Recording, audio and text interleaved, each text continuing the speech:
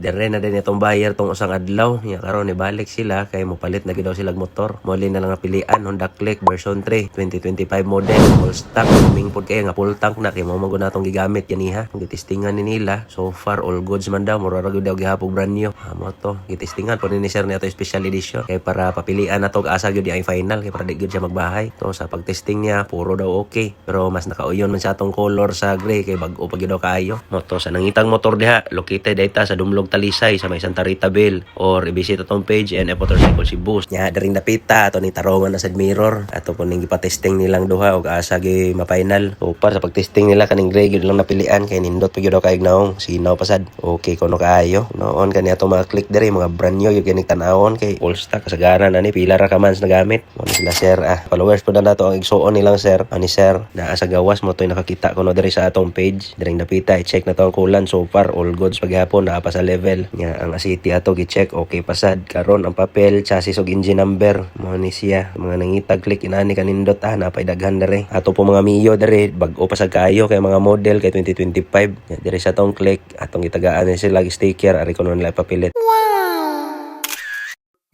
Nice.